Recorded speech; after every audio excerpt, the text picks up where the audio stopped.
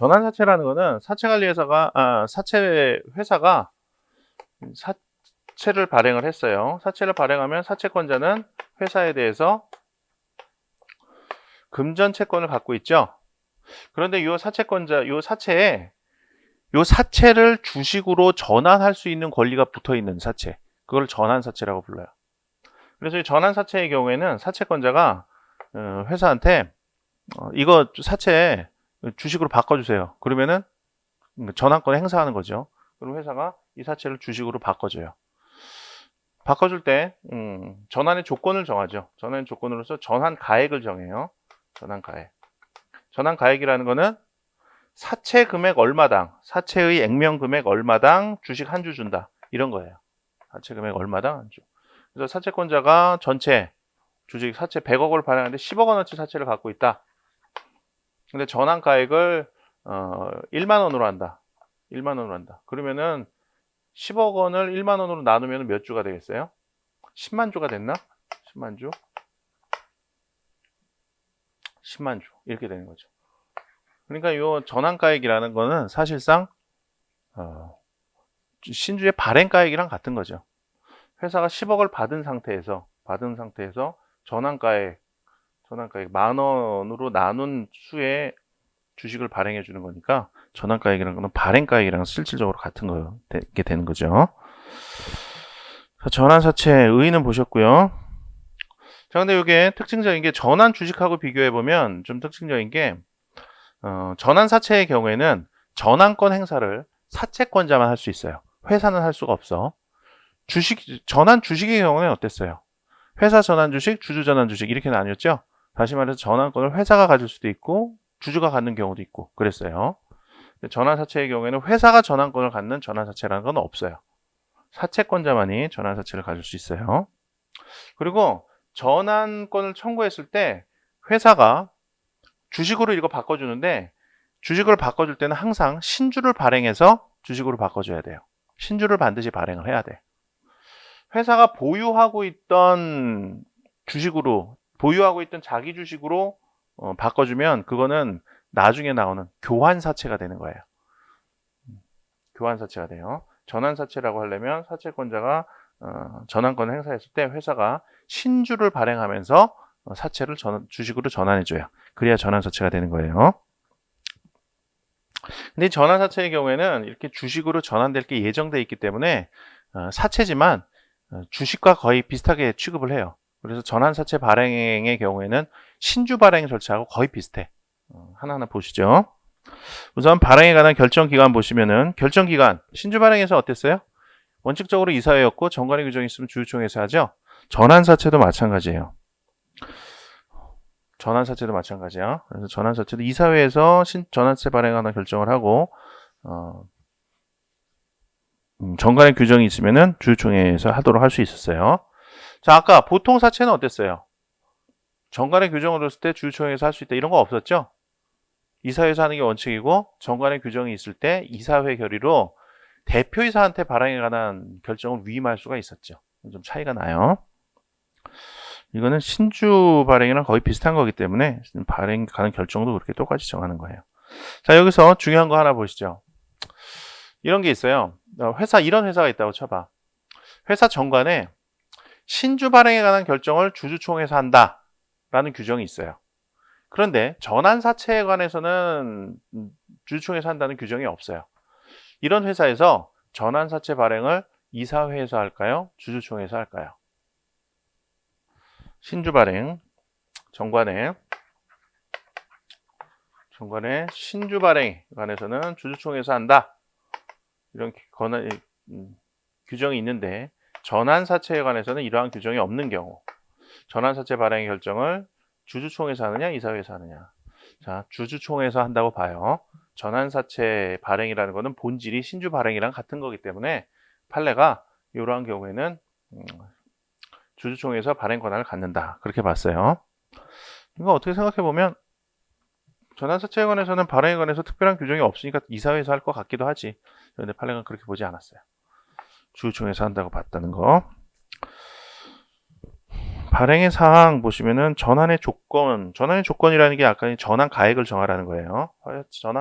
사채 발행할 때 전환권 행사했을 때 주식으로 바꿔줘야 되는데 전환해줘야 되는데 그때 얼마당 주식 한 주 줄 건지 그거를 정하라. 전환가액의 제한 부분 보시죠. 전환가액의 제한. 요거는 중요하니까 잘 알아두셔야 돼요. 전환가액의 제한. 그러니까 사채 액면 총액과 전환권을 행사한 이후에 주식 발행가액의 총액은 일치해야 된다라는 거예요. 일치해야 된다. 그건 무슨 얘기냐면 사채권자가 전환권을 행사하면서 기존에 사채 발행받으면서 회사에 납입했던 돈 있죠? 그 돈은 회사에 그대로 두고 사채를 주식으로만 전환해 가라는 거예요. 그러니까 전환하면서 돈을 더 내야 되는 것도 없고 그리고 회사로부터 납입했던 돈을 반환 받을 수도 없다는 거예요. 돈은 회사에 그대로 두고 사채만 주식으로 전환을 해라 라는 거죠. 그래서 이 규정하고 액면 미달 발행 제한 규정하고 합쳐갖고 전환 조건을 너무 지나치게 유리하게 해줄 수 없게끔 하는 효과가 있어요. 그런 효과가 있어요. 아무래도 그렇겠지. 여기 돈 그대로 있는 상태에서 회사가 받아 있는 돈이 그대로 있는 상태에서 전환권을 행사했는데 전환 조건이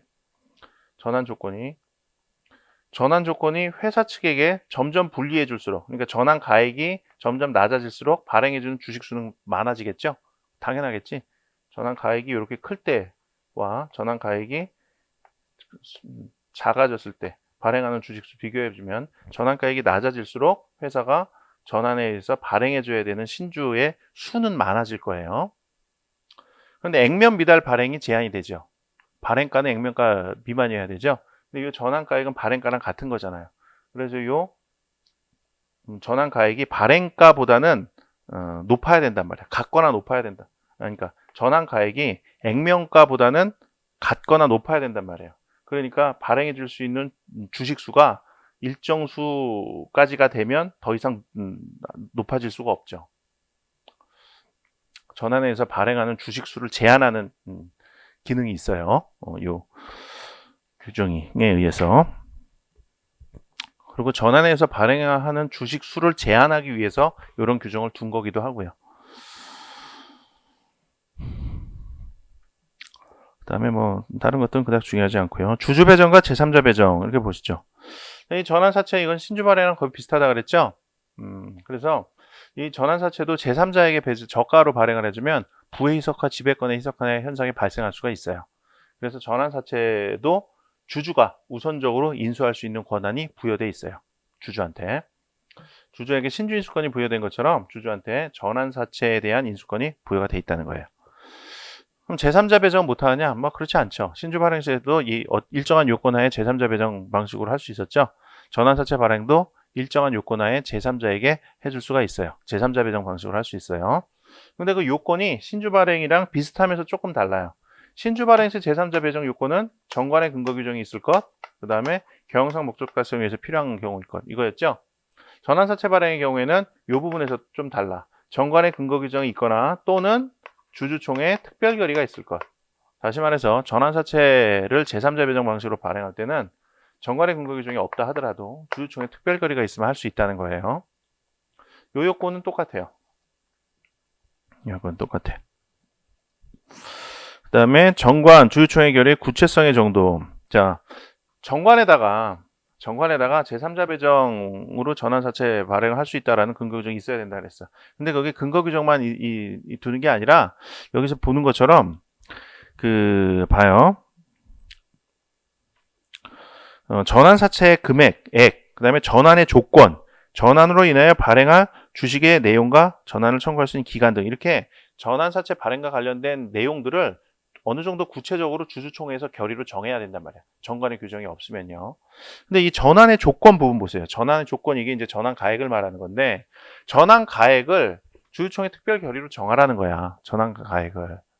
자, 그런데 주주총회 특별 결의로 정하라는 게 원칙인데 이 주주총회 특별 결의로 일응의 기준만 정해놓고 구체적으로 얼마로 할 것인지는 이사회에 위임하는 거. 이건 가능해요. 이건 가능해. 근데 이 위임은 하더라도 어느 정도는 정해놔야 돼. 어느 정도는 구체적으로 정해놓고 위임을 해야지 포괄적으로 위임하면 안 돼요. 주주총회 특별기로 전환가액을 이사회 네가 알아서 마음대로 해. 이렇게는 할 수가 없다고요. 어느 정도는 구체적으로 정해놓고 해야 돼. 포괄적으로 하면 안 돼. 자, 그런데 정관에 이런 식으로 돼 있는 경우가 있어요. 정관에는 뭐라고 하면 전환가액은 액면가 이상으로서 이사회에서 정한다. 이렇게 정하는 경우가 있어. 이거 어느 정도 구체성을 갖춘 거냐 아니면은 포괄 위임한 거냐. 판례는 이전 거 포괄 위임 아니라 그랬어요. 그거 구체성을 갖춘 거기 때문에 그 정도의 정관 규정만 둬도 괜찮다 그랬어요. 판례는. 근데 비판이 있긴 있어요. 자, 전환가액은 액면가 이상으로 해야 돼. 이사회에서 마음대로 할 수 있다. 아니 근데 법에 의해서 전환가액은 액면가 이상이어야 된다는 게 전환가액은 액면가 이상이어야 된다는 거는 액면 미달 발행을 제한하고 있는 법에 의해서 당연한 거잖아. 그건 당연한 거잖아요. 그런 거는 여기 쓰여 있지 않아도 당연히 그렇게 해야 되는 거잖아. 그럼 당연한 거고 그거를 넘어서 어느 정도 구체적으로 정해야 되는 건데 아무것도 안 정하고 액면가 이상으로 이사회에서 발행할 수 있다 그러면 이사회한테 포괄 위임한 거나 뭐가 다르냐. 그런 비판이 있긴 있어요. 근데 판례는 그 포괄 위임 아니라 그랬어요. 괜찮다 그랬다는 거. 발행의 절차 보시면은 거의 뭐 신주 발행 절차랑 비슷해요. 그래서 반가로 4번 수권 주식과의 관계 그 정도만 보시죠. 전환사채는 주식으로 전환될 수 있으며 발행 예정 주식 총수의 미배당 부분이 있는 경우에만 발행할 수 있다. 회사는 이 부분에 관하여 전환 청구 기간 동안 신주를 발행해서는 안 된다. 자, 전환인 청구가 들어오면 사채를 주식으로 전환하면서 신주를 발행해야 되니까 그 신주 발행해주는 만큼 미발행 주식수를 전환 청구 기간 동안 남겨놓으라는 거예요.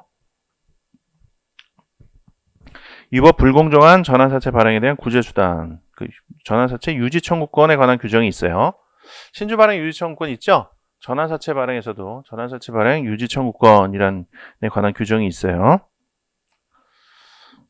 그 다음에 통모인수인의 책임, 이것도 똑같이 인정이 돼요. 자, 통모인수인의 책임 어저께 뭐라 그랬죠? 이사와 통모에서 불공정한 가액으로 주식을 인수했을 때, 그때 그 주식 인수한 자는 공정가액과 실제로 인수한 가액과의 차익만큼을 추가적으로 납입해야 될 의무가 있다. 이런 거 있었죠. 그런 게 똑같이 인정이 돼요. 전환사채에서도. 중요한 거는 전환사채 발행 무효의 소예요. 전환사채 발행 무효소. 자, 전환사채 발행의 경우에 이거를 다투는 소가 별도로 상법에 규정되어 있지 않아요. 신주 발행의 경우에는 신주 발행 무효소가 있었죠. 429조에. 근데 전환사채의 경우에는 전환사채 발행 무효소라는 게 없어요. 그러면 규정이 없으니까 그냥 민사소송법상의 일반 확인해서로서 전환사채 무효를 다투는 거냐? 아니면 전환사채 발행이라는 거는 신주 발행과 본질이 같으니까 신주 발행 무효해소의 규정을 유추 적용해서 신주 발행 무효해소의 절차와 효력으로서 다퉈야 되는 거냐? 문제가 되는데 판례는 후자 쪽의 입장이에요. 신주 발행 무효해소에 관한 규정을 유추 적용한다. 자, 근데 여기서 유추 적용한다 이렇게 봐요. 그래서 전환사채 발행의 절차에서 하자가 있을 때 이거를 소송으로만 다퉈서 하자를 다퉈야 돼요. 전환사채 발행 무효의 소로서만 다퉈야 돼. 그리고 소를 제기할 수 있는 자는 주주이사 감사로 제한이 되고요. 제기할 수 있는 기간도 전환사채 발행의 효력 발생일로부터 6개월 내만 제기를 해야 돼요. 그리고 판결의 효력은 대세효가 있고요. 그 다음에 소급효는 제한이 되죠. 그렇게 되는 거예요. 신주 발행 무효소랑 똑같이.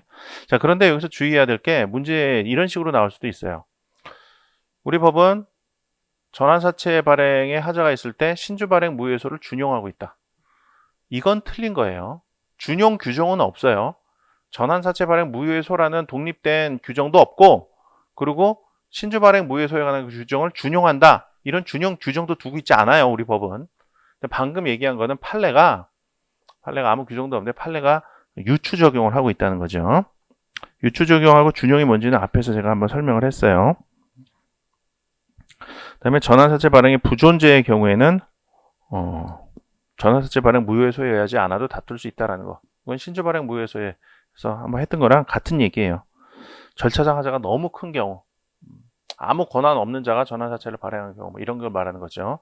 그런 거는 제소권자나 제소기간에 제한 없이 일반 무효 확인해서 부존재 확인해서로서 다툴 수 있다라는 거. 전환의 청구. 자, 이건 형성권이라 전환 청구 기간 내에 사채권자가 전환권을 행사하면 전환의 효력은 바로 발생이 돼요. 행사 즉시 효력이 발생이 돼요. 전환의 효력 발생 시기 행사 즉시 발생한다. 그리고 이익 배당과 관련해서는 조금 다르죠.